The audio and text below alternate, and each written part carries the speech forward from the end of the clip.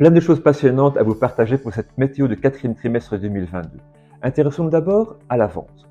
Alors ici, rien à dire, la météo sur Bruxelles colle vraiment bien avec la météo de la vente. Temps gris et froid. Les tendances qui apparaissent depuis le début de l'année se sont à présent installées dans le quotidien. Alors faisons le point. Taux d'intérêt qui n'arrête pas de grimper et ce depuis janvier 2022.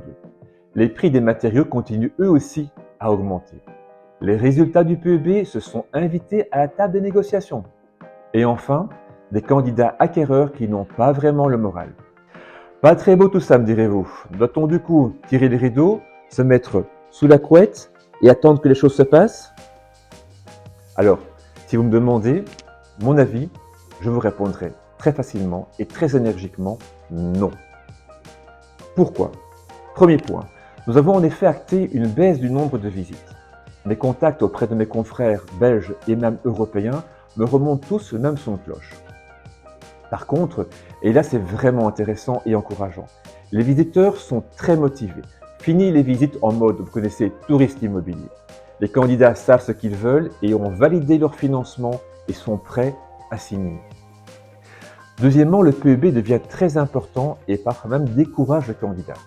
Voyons ici le côté positif des choses. Des primes et solutions de financement existent et sont accessibles. De plus, la région bruxelloise offrira un cadeau fiscal très intéressant si l'acquéreur effectue des travaux d'isolation. Alors soyons réalistes, les mesures pour améliorer le PEB vont s'endurcir. Les agents immobiliers auront certainement une responsabilité à ce niveau-là. En fait, ça tombe bien, on y travaille. Et un conseil, restez connectés. Enfin, même si la conjoncture est plus compliquée qu'avant, il y aura toujours des vendeurs et des acquéreurs. Par contre, je pense très intimement que le vendeur se tournera encore plus aisément vers les vrais professionnels, outillés et visionnaires sur leur marché. Intéressons-nous maintenant au marché locatif. Alors, si le ciel bruxellois s'est mis en mode hivernal, la location continue sur un beau ciel bleu azur. On retiendra donc de cette fin d'année plusieurs points.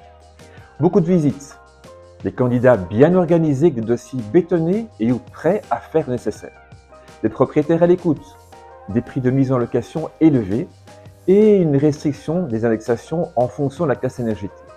À côté de ça, il y a plusieurs tendances également à mettre sous la loupe pour les mois à venir. Le stock des biens disponibles n'est pas très fourni. La provision de charges demandée risque d'exploser au cours du premier trimestre 2023. En effet, les syndics vont établir leur budget pour l'année à venir. Par déduction, si les charges augmentent trop vite et trop fort, on risque d'avoir une volatilité importante avec la durée des baux. Vous l'aurez compris, le PEB sera un élément plus important du choix des locataires. Alors mon conseil pour 2022, investissez intelligemment et tant que possible dans l'isolation. Qui connaît les notions qui se cachent derrière l'abréviation ESG? Retenez bien, on va beaucoup en parler en 2023. À bientôt et de très belles fêtes.